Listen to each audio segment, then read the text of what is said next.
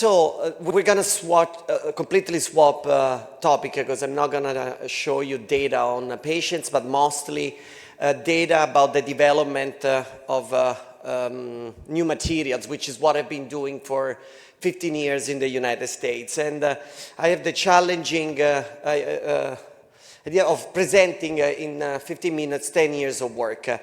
Now, you probably have all heard about this gossip of Xi Jinping and Putin talking about organ transplant, rejuvenation, something very futuristic and obviously a little bit bogus, because whoever knows the human body knows that there is a conglomerate of systems. Each one is made of different parts, different organs.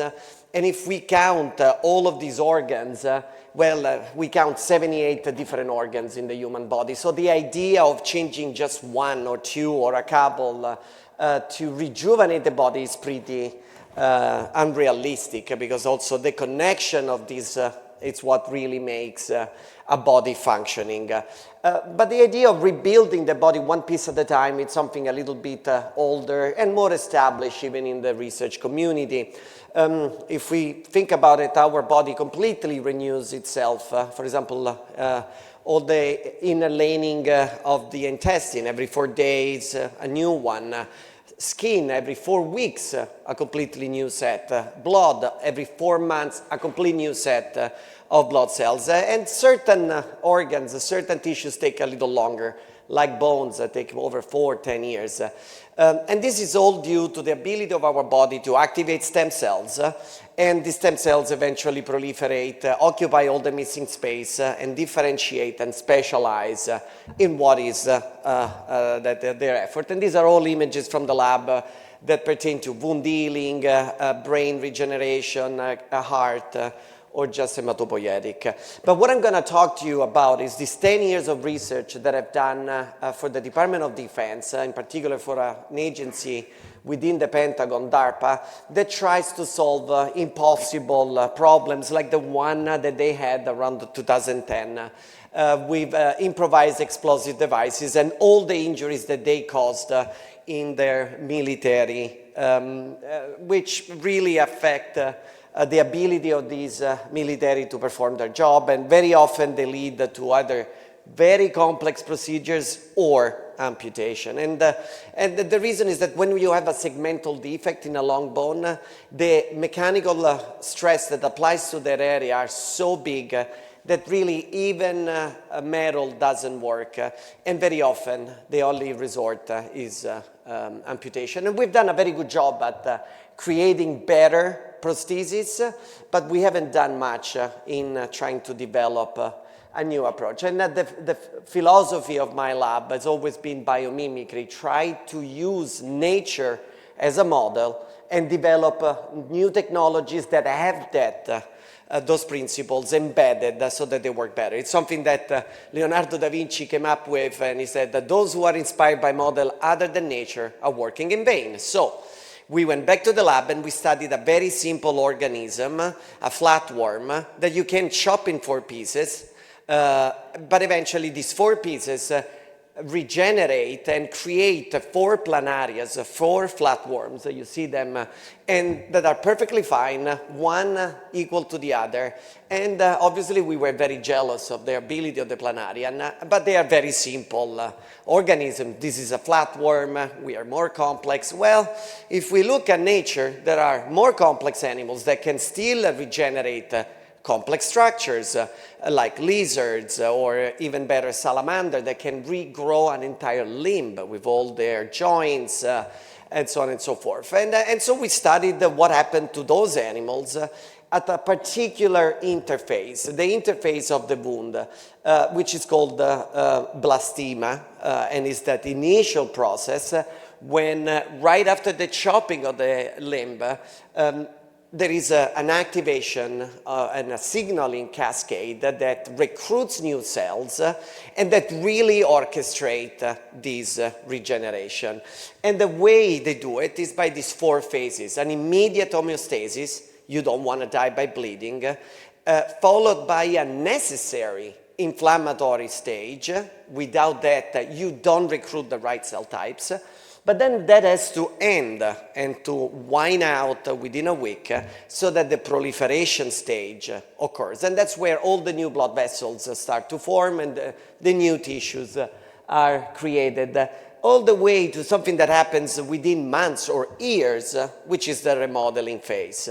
And when we look at the process of bone formation, that it's very well described. I mean, we know the molecules, we know the matrices, so the scaffolding, the tissue that is involved, and we know the cell.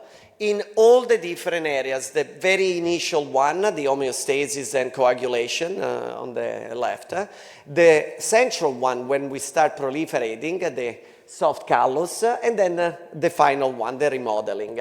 And we really studied what were the waves of molecules, what were the players on the cellular side, and what were the matrices. And we realized that the right recipe is that the cross-section of these three big cluster, matrices, cells, and bioactive molecules. So we focus on the right cells, and we started to study and work with them. So these are the real images, very different in aspect and function.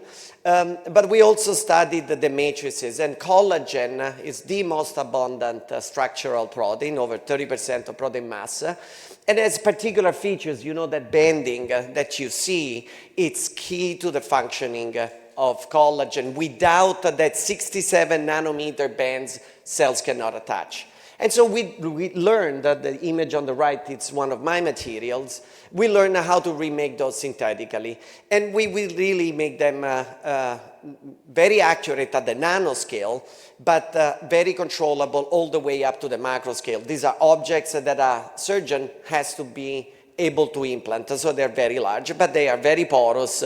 And they can be formulated in many different ways. So in those 15 years of work in the US, we really developed and helped the different surgeons to create the new materials for their implants, whether they were powders, pellets, pastes, membranes, multi-layered scaffolds, or mineralized scaffolds, and you can probably see which one is which. And then there was another aspect, the bioactive molecules, the signaling, the instructions. And you remember that they go from inflammation, proliferation, remodeling, and they occur at completely different time scales, something within weeks, something within days, something within months. And so we engineered the delivery systems that could be programmed to release factors at different time scales. And we built all of them together. These are multi-scale materials, just like the scaffolds that have 67 nanometer bending, but they are macroscopic. And so we went from very small nanoparticles around 50 nanometers all the way to macrospheres that were in the millimeter range. It's kind of the Russian doll concept. I put particles within particles within particles. And this is necessary to engineer those different release rates. So we put, in this particular example, VEGF and angiopoietin, two growth factors that stimulate blood vessel formation within those very small silica particles. They're around 30 nanometers. And we modeled the pores, the light parts, the light channels, so that the molecules were entrapped and it would take time for them to be released. But then we loaded, and we don't have a light pointer, okay. But then we loaded them inside the pores of these larger discs. And then we embedded the discs inside a polymeric shell. And then we embedded that polymeric shell in another polymeric matrix in order to have a larger structure and in order, for this particular case, to induce blood vessel formation. And so you see this is an animal where if you load empty particles, you have no blood formation. In the other one, this is loaded with the factors.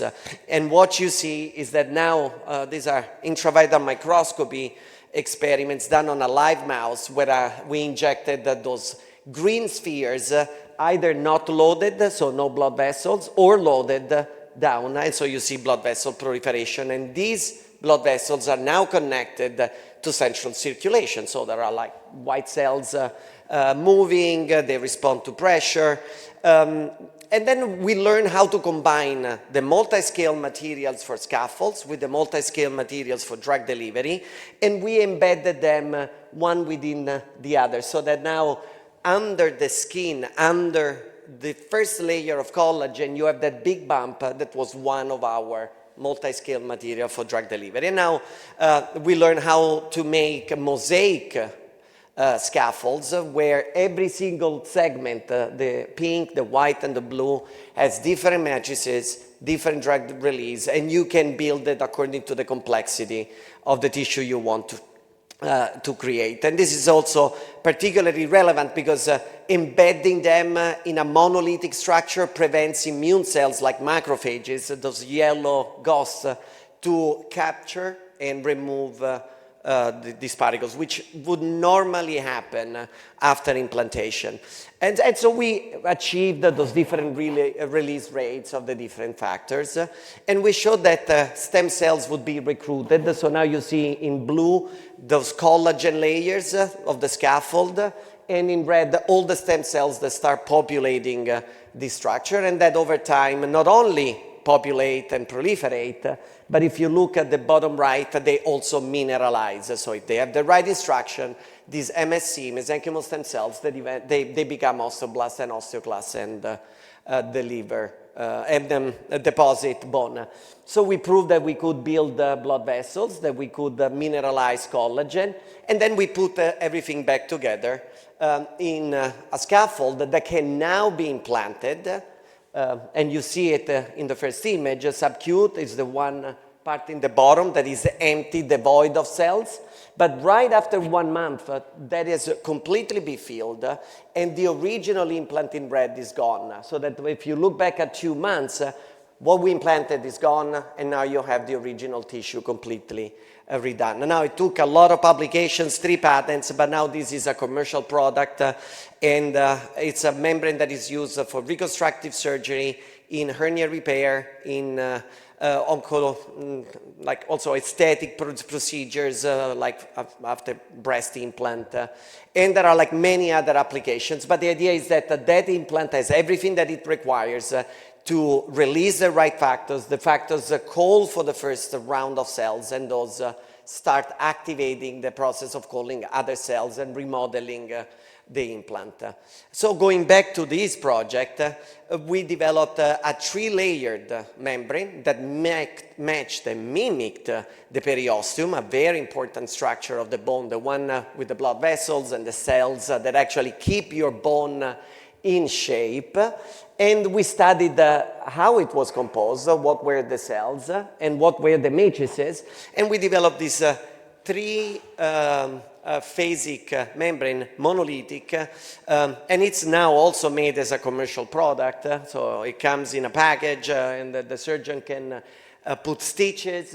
But now you see that it has a very confined zone and layers that contain the right instructions in terms of the matrix. The animal model that the FDA gave us is the sheep model, and so we developed surgery. Now the problem with the sheep, and this is an American joke, is that they make very bad patients, because after you chop 5 centimeters of the femur and you repair it, they wake up from surgery and they want to back and kick and stand. So we had to develop a little bit of gimmicky to prevent all the weight to go there. But this is the idea. This is what counts. So now you see the X-ray of the sheep leg without the 5 centimeters of bone. We put our membrane, our material, and you see that after 2 months, you start have bone formation.